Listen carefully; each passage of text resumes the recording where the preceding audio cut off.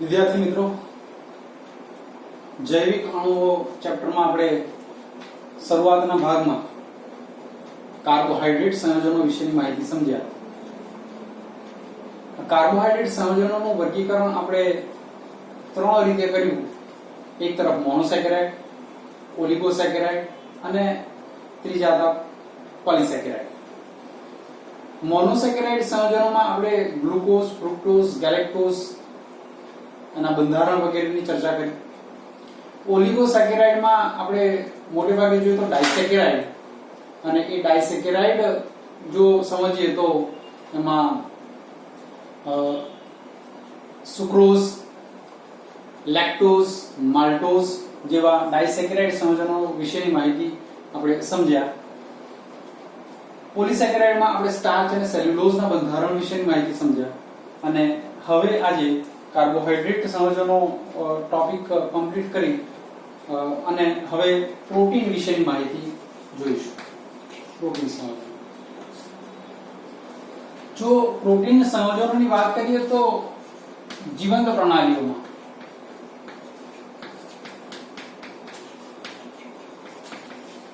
એ વિપુલ પ્રમાણમાં હોય.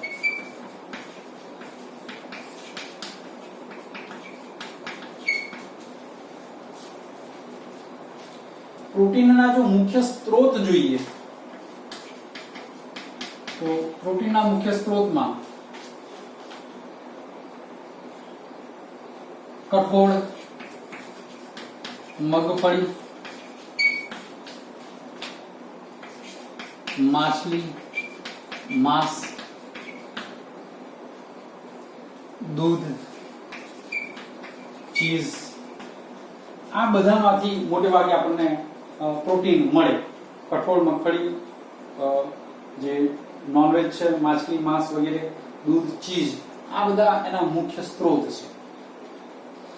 એ શરીરના માનવ શરીરની જો વાત કરીએ પર્ટિક્યુલરલી તો શરીરના દરેક ભાગમાં એ હોય. શરીરના દરેક ભાગમાં પ્રોટીન હોય. મોટે ભાગે જોઈએ તો જે મસલ્સ વગેરે છે, સ્નાયુઓ વગેરે છે, એમાં એ પ્રોટીન એમાં અગત્યનો ઘટક તરીકે હોય. તો શરીરના દરેક ભાગમાં હોય. સાથે સાથે શરીરની વૃદ્ધિ અને વિકાસ માટે પ્રોટીન સંયોજનો અગત્યના છે. મોટાભાગના જે સંયોજનો છે એ આલ્ફા એમિનો એસિડ ના પોલિમર છે. પ્રોટીન સંયોજનોની જે મૂળભૂત બાબત છે સમજ્યા આપણે કે જીવંત પ્રણાલીઓમાં એ વિપુલ પ્રમાણમાં હોય. શરીરમાં પણ હોય, મનુષ્યમાં, પ્રાણીઓમાં અને સાથે સાથે તમે કહી શકો વનસ્પતિ વગેરેમાં એ વિપુલ પ્રમાણમાં પ્રોટીન સંયોજનો જોવા મળે. એના મુખ્ય સ્ત્રોત તરીકે આપણે જે આહારમાં લઈએ છીએ મનુષ્ય, હ્યુમન બીંગ, અને એને જરૂર છે પ્રોટીનની. અને પ્રોટીન ક્યાંથી મળશે તો કઠોળમાંથી, મગફળીમાંથી, માછલી, માંસ, દૂધ, ચીઝ વગેરે એના મુખ્ય સ્ત્રોત કહી શકાય. આપણા શરીરના દરેક ભાગમાં આ પ્રોટીન સંયોજનો હોય. શરીરની વૃદ્ધિ અને વિકાસ માટે એ અગત્યના છે. એ આલ્ફા એમિનો એસિડના પોલિમર છે. તો સાયન્સના વિદ્યાર્થી તરીકે પ્રોટીન એ આપણા શરીરની અંદર અગત્યનો ઘટક હોવાથી આપણા જે આહારમાં આપણે જે રૂટીનમાં ખોરાક લઈએ છીએ, રૂટીન ખોરાકમાં પણ પ્રોટીન એ હોવું જોઈએ. એનું બેલેન્સ હોવું જોઈએ. કાર્બોહાઈડ્રેટ, પ્રોટીન અને ફેટ એટલે કે ચરબી, આ બધાનું સપ્રમાણ સમતોલ આહાર તરીકે આપણે આપણા ડાયટમાં લેવું જોઈએ. તો પ્રોટીન વિશેની આ અગત્યની માહિતીમાં ખાસ અગત્યનું હવે જેનું રાસાયણિક બંધારણની વાત કરીએ તો એ આલ્ફા એમિનો એસિડના પોલિમર છે. પોલિમર શબ્દનો અર્થ જાણો છો કે ઘણા બધા અણુઓ એકબીજા સાથે જોડાઈ અને લાંબી શૃંખલા બનાવી હોય તો એને આપણે પોલિમર કહીએ. અને આલ્ફા એમિનો એસિડ મોનોમર અણુઓ, નાના અણુઓ એકબીજા સાથે જોડાય ત્યારે એ પ્રોટીન બનાવે છે. તો હવે આગળ વાત કરીશું આપણે એમિનો એસિડ, એનું વર્ગીકરણ કરીશું.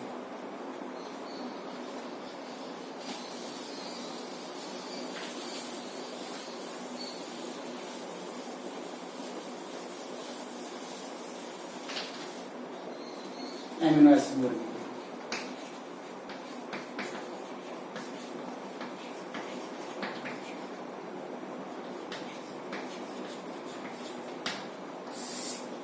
તો પ્રોટીનમાં જે બેઝિક બ્લોક છે, જે એકમ છે, મૂળભૂત એકમ છે, એ આલ્ફા એમિનો એસિડ છે.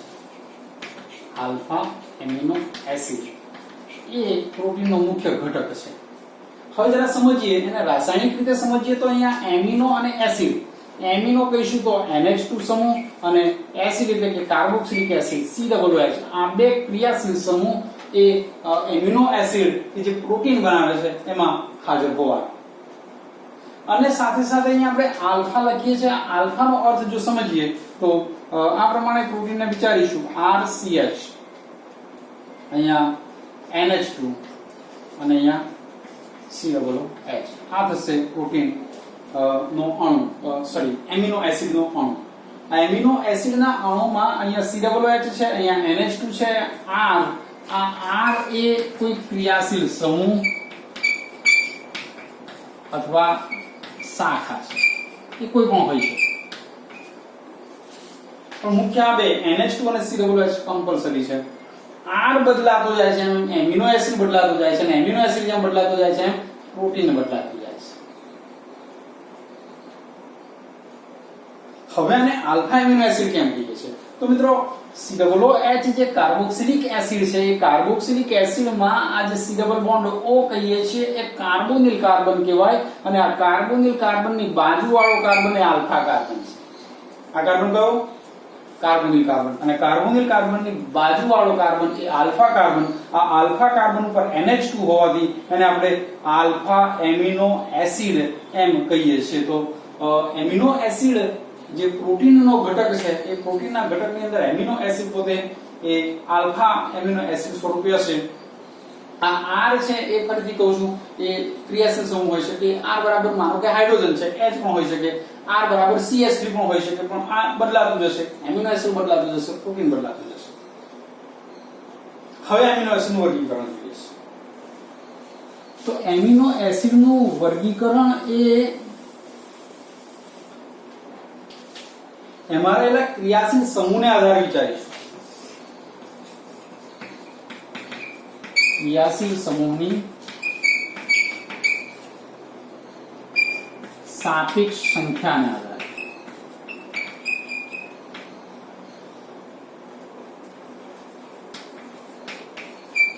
ક્રિયાશીલ સમૂહની સાપેક્ષ સંખ્યાને આધારે અહીં એક એમિનો સમૂહ છે, આ બેઝિક છે.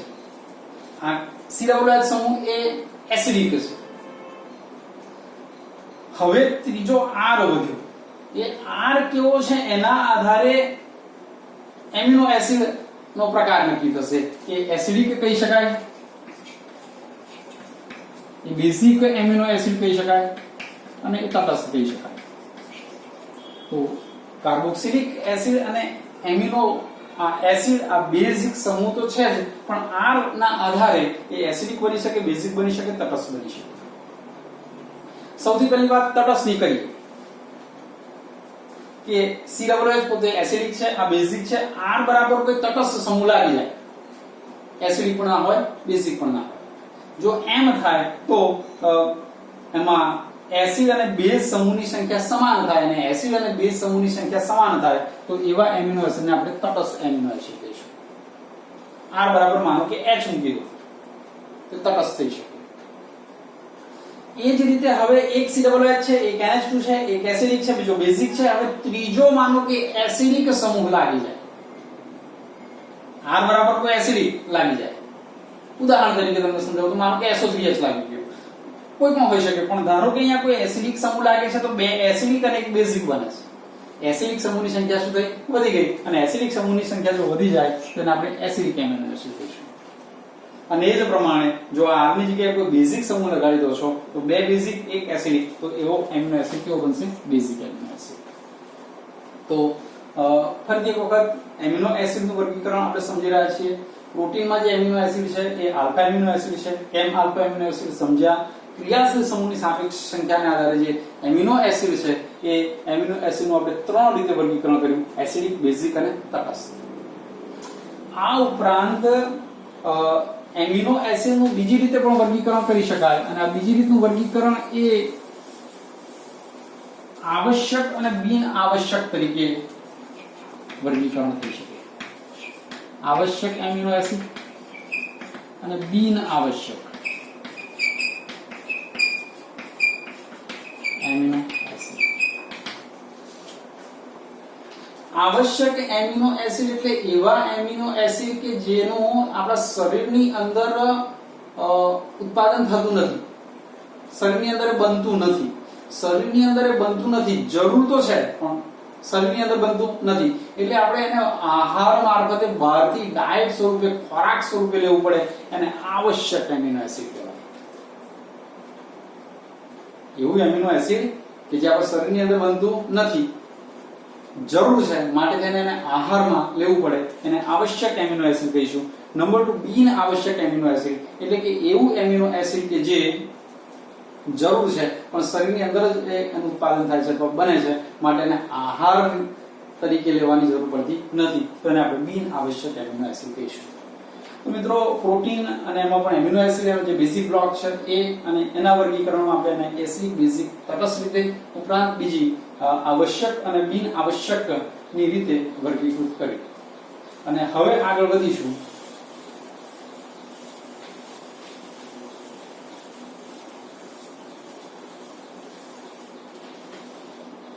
Amino acid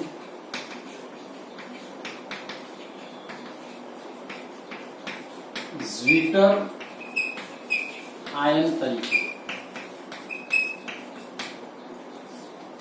amino acid zwitter ion તરીકે. એમિનો એસિડ જો આમ વિચારીએ ને તો એ રંગવિહીન,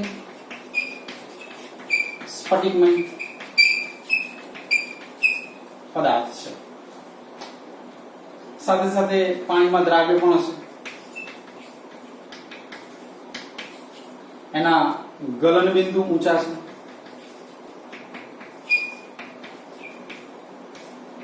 આ બધા એના કેટલાક ગુણધર્મો જોયા. આપણે એ પણ જોયું કે એમાં એક COOH અને બીજો NH2 સમૂહ હોવાનો. એમિનો એસિડ રંગવિહીન, સ્ફટિકમય પદાર્થ, પાણીમાં દ્રાવ્ય, ગલન બિંદુ ઊંચા, COOH અને NH2 આ બે ક્રિયાશીલ સમૂહ તેમાં ઓલરેડી હાજર છે. આ સમૂહ જે હાજર છે ને, ક્રિયાશીલ સમૂહ જે હાજર છે એમાં એક એસિડિક છે અને બીજો બેઝિક છે, અને એના લીધે તેને જલીય દ્રાવણની જ્યારે વાત કરીએ ત્યારે સમજો બરાબર. R CH C double bond O OH અને અહીંયા NH2 છે. COOH એસિડિક અને આ બેઝિક સમૂહ છે. આ એસિડિક અને બેઝિક સમૂહ સાથે હોવાથી, એક જ અણુમાં હોવાથી જલીય દ્રાવણમાં અહીંથી એક H+ વિસ્થાપિત થાય, એટલે કે OH વાળો આ H+ વિસ્થાપિત થાય અને અહીંયા આવી જાય છે, અને માટે થઈને જે અણુ બને છે ને એ આ પ્રમાણેનો અણુ બનશે.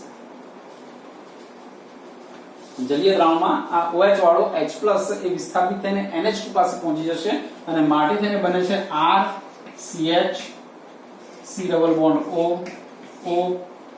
આ નેગેટિવ બની જશે અને અહીંયા H આવ્યો, H+ આવ્યો એટલે NH3+ બની જશે. આ એક જ અણુમાં પોઝિટિવ અને નેગેટિવ બંને પાર્ટ હાજર છે ત્યારે એવા પ્રકારના આયનને ઝ્વિટર આયન કહેવાય. આ ઝ્વિટર આયન છે જેમાં નેગેટિવ અને પોઝિટિવ બંને આયનો એક જ અણુની અંદર હાજર હશે. ઝ્વિટર આયન કહીશું. કાર્બોક્સિલિક સમૂહ છે, NH2 સમૂહ છે, એસિડિક સમૂહ છે, બેઝિક સમૂહ છે, અને તેમ છતાં પણ આ ક્ષારની જેમ વર્તે છે. ઝ્વિટર આયન એ સોલ્ટ જેવું છે, ક્ષાર જેવું છે, અને એ ઝ્વિટર આયન એસિડ સાથે પણ પ્રક્રિયા કરશે અને બેઝ સાથે પણ પ્રક્રિયા કરશે. ઝ્વિટર આયનમાં નેગેટિવ પોઝિટિવ બંને આયન હોવાને કારણે એ એસિડ સાથે પણ પ્રક્રિયા કરે છે, બેઝ સાથે પણ પ્રક્રિયા કરે છે. એસિડ અને બેઝ બંને સાથે પ્રક્રિયા કરતું હોવાથી આ ઝ્વિટર આયન એ તટસ્થ છે. ઝ્વિટર આયન એ ઉભયગુણી કહીશું, બંને સાથે પ્રક્રિયા કરે છે માટે શું કહીશું એને? ઉભયગુણી છે. ઝ્વિટર આયન ઉભયગુણી છે. તો જો તમને પ્રશ્ન પૂછાય છે એમિનો એસિડ ઝ્વિટર આયન તરીકે, તો તમે આ લખી શકો કે રંગવિહીન સ્ફટિકમય પદાર્થ છે, પાણીમાં દ્રાવ્ય છે, ગલનબિંદુ ઊંચા છે, COOH NH2 આ બે સમૂહ તો છે જ, અને આ બે સમૂહ એસિડિક અને બેઝિક સમૂહ એક જ અણુમાં સાથે હોવાને કારણે અહીંથી H+ અહીંયા આવી જાય, માટે થઈને આ નેગેટિવ બનશે, આ પોઝિટિવ બનશે. એક જ અણુમાં પોઝિટિવ નેગેટિવ બંને હાજર હોય ત્યારે એને આપણે ઝ્વિટર આયન કહીએ છીએ, અને આ ઝ્વિટર આયન એ પોતે કેવું છે? ઉભયગુણી છે. હવે આગળ સમજીએ તો આ જે એમિનો એસિડ છે એ ઝ્વિટર આયન તરીકે ઉભયગુણી લાક્ષણિકતા ધરાવે છે. સાથે સાથે ગ્લાયસિન એક એવું એમિનો એસિડ છે, ગ્લાયસિન, કે જેમાં એક બાજુ CH2 છે, આ બાજુ COOH છે, અને અહીંયા NH2 છે. જો ગ્લાયસિન માટે તમે સમજશો ને તો હું અહીંયા R મૂકી દઉં, જોજો બરાબર. આ આપણું એમિનો એસિડનું સૂત્ર હતું. આપણે એને અગાઉ થોડુંક લખવામાં જુદી રીતે લખ્યું હતું. આમ લખ્યું હતું R CH COOH અને NH2. એ જ વસ્તુ મેં અહીંયા લખી છે. R બદલાતો જાય છે. જો R બરાબર H થઈ જાય તો R બરાબર H થઈ જાય તો NH2 CH2 COOH. R બરાબર H મૂકી દો તો NH2 CH2 COOH. એટલે કે જો R બરાબર H મૂકી દઈએ તો NH2 CH2 COOH આ જે બને છે એને ગ્લાયસિન નો અણુ કહીશું. એમિનો એસિડ કેવો કહેવાશે? ગ્લાયસિન છે. અને ગ્લાયસિન એમિનો એસિડ માત્ર એવો છે કે જેમાં કિરાલ કાર્બન નથી. કિરાલ કાર્બનની વ્યાખ્યા જાણો છો, અસમ સંયોજનને સમજો છો કે જ્યારે કાર્બન સાથે જોડાયેલા બધા જ સમૂહ જુદા જુદા હોય. કાર્બન સાથે ત્યારે NH2 છે, COOH છે, અને બે હાઇડ્રોજન છે. એટલે બંને હાઇડ્રોજન સરખા હોવાથી આ અસમ નથી. અસમ કોને કહેવાય? તો આ કાર્બન અને કાર્બનની સાથે ચાર સમૂહ જોડાયા, 1 2 3 અને 4. આ ચારે ચાર સમૂહ જુદા હોય તો એને અસમ કાર્બન કહેવાય. અને અસમ સંયોજન, કિરાલ સંયોજન એ પ્રકાશ ક્રિયાશીલ હોય છે. તો અત્યારે ગ્લાયસિન એકમાત્ર એવો એમિનો એસિડ છે કે જેમાં અસમ કાર્બન નથી, કારણ કે કાર્બન સાથે બંને કોણ જોડાઈ ગયા? હાઇડ્રોજન. અને માટે થઈને ગ્લાયસિન માત્ર એવું છે કે જે પ્રકાશ ક્રિયાશીલ નથી. મિત્રો, શોર્ટ ક્વેશ્ચન તમને એવું પૂછાય કે એવો એમિનો એસિડ બતાવો કે જે પ્રકાશ ક્રિયાશીલ નથી, તો આ એકમાત્ર ગ્લાયસિન માત્ર એવું છે કે જેમાં અસમ કાર્બન ની ગેરહાજરી છે, અને માટે થઈને એ પ્રકાશ ક્રિયાશીલ નથી. એ સિવાયના બધા જ એમિનો એસિડ એ પ્રકાશ ક્રિયાશીલ છે. આ એમિનો એસિડ ની જે વાત કરીએ છે ને ભાઈ, એ આપણને D અને L બંને સ્વરૂપે જોવાનું મળે. D અને L બંને સ્વરૂપે મળે.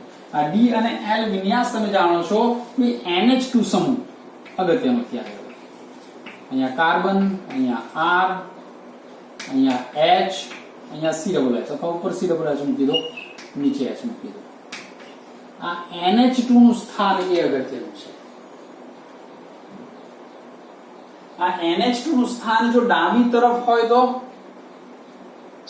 એ જો જમણી તરફ હોય તો એને આપણે D કહીએ છીએ, અને ડાબી તરફ હોય તો એને આપણે L કહીએ છીએ.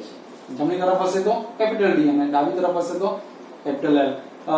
કહેવાનો અર્થ કે એમિનો એસિડ એ તમને D અને L બંને વિન્યાસ સ્વરૂપે અથવા બંને બંધારણ સ્વરૂપે જોવાના મળે, પણ કુદરતમાંથી જેટલા એમિનો એસિડ આપણને મળે છે એ મોટાભાગના એમિનો એસિડ એ તમને NH2 ડાબી તરફ હોવાથી L સ્વરૂપે હોય છે. તો આ પણ એક ટૂંકો પ્રશ્ન તરીકે તમને પૂછી શકાય એમ છે. તો મિત્રો, પ્રોટીનની આપણે બાબત જે ટોપિક છે શરૂઆત કરી. પ્રોટીનની અંદર આપણે સૌથી પહેલું એમ સમજ્યા કે એ જૈવિક પ્રણાલીઓ માટે અગત્યનો ઘટક છે. એના સ્ત્રોત વિશેની માહિતી જોઈએ, અને એમાં ખાસ રાસાયણિક રીતે જો વિચારીએ તો એ એમિનો એસિડ જે છે એનો પોલિમર છે, અને એમિનો એસિડ પણ કેવો હોવો જોઈએ? Alpha amino acid. અને એ એમિનો એસિડની આપણે વાત કરી, એ આલ્ફા એમિનો એસિડ કેમ છે? એમિનો એસિડનું વર્ગીકરણ કર્યું. એમિનો એસિડનું વર્ગીકરણ આપણે કુલ 3 રીતે પેલું ક્રિયાશીલ સમૂહના આધારે એસિડિક, બેઝિક, તટસ્થની રીતે કર્યું, અને સાથે સાથે બીજું આવશ્યક, બિન આવશ્યક તરીકે કર્યું. અને અગત્યનો પ્રશ્ન એ પણ જો પૂછી શકાય કે એમિનો એસિડને ઝ્વિટર આયન તરીકે સમજાવો, અથવા એમિનો એસિડ એ તટસ્થ ઉભયગુણી હોય છે સમજાવો, તો એના માટે પણ તમે એ લખી શકો. એક શોર્ટ ક્વેશ્ચન આપણે પણ જોયું કે ગ્લાયસિન એકમાત્ર એવો છે કે જે પ્રકાશ ક્રિયાશીલ નથી. તો પ્રોટીનની શરૂઆત આપણે કરી છે, અને હવે પછી આપણે પ્રોટીનનું બંધારણ સમજવાના છે મિત્રો. તો આજે જે આપણે સમજ્યા છીએ ભણ્યા છીએ એમાંથી અગત્યના જો ક્વેશ્ચન્સ વિચારીએ તો સૌથી પહેલો પ્રશ્ન તમે લખી શકો કે એમિનો એસિડનું વર્ગીકરણ સમજાવો. એમિનો એસિડનું વર્ગીકરણ સમજાવો, જેમાં તમે એસિડિક, બેઝિક, તટસ્થ લખી શકો, આવશ્યક અને બિનઆવશ્યક લખી શકો. બીજો પ્રશ્ન અગત્યનો બની શકે, એમિનો એસિડને ઝ્વીટર આયન તરીકે વર્ણવો. એમિનો એસિડને ઝ્વીટર આયન તરીકે વર્ણવો.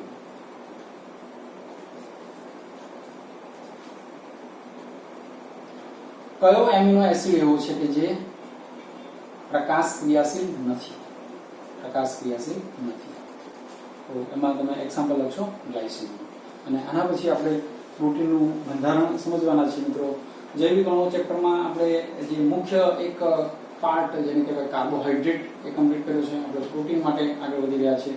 પ્રોટીન અને એમાં પણ આજે જે એની રાસાયણિક બંધારણની માહિતી, એના બેઝિક બ્લોક, એમિનો એસિડ વિશેની માહિતી સમજ્યા છે. હવે એકાદ પીરિયડની અંદર આપણે પ્રોટીનનું બંધારણ વગેરે જોઈશું એટલે પ્રોટીન કમ્પ્લીટ થશે. અને એકાદ બે પીરિયડની અંદર જે બાકીના વિટામિન્સ અને ન્યુક્લિક એસિડ વિશેની માહિતી આપણે જોઈશું એટલે કમ્પ્લીટ થઈ જશે. સાથે સાથે ખૂબ સરસ તૈયારી કરી રહ્યા છો મિત્રો. તમારું જે નવું કામ, જે આપણે હોમવર્કનું કામ છે એ તમે લગભગ હું માનું છું ક્લાસમાંથી 50માંથી જે 45 વિદ્યાર્થીઓ બહુ સુંદર રીતે કરી રહ્યા છે. અને જે 5 નથી કરી રહ્યા એમને પણ રિક્વેસ્ટ કરું છું મિત્રો કે અત્યારનું જે આ સિચ્યુએશન છે એ કેટલું લાંબુ ચાલશે એ કોઈ જાણતું નથી. અને એમાં જો થોડી તૈયારી આ પ્રમાણે કરી હશે તો આગળ તમારું કામ વધારે સરળ બનશે. તો પછીના વિડીયોમાં આપણે પ્રોટીનના બંધારણ વિશેની માહિતી જોઈશું. Thank you very much.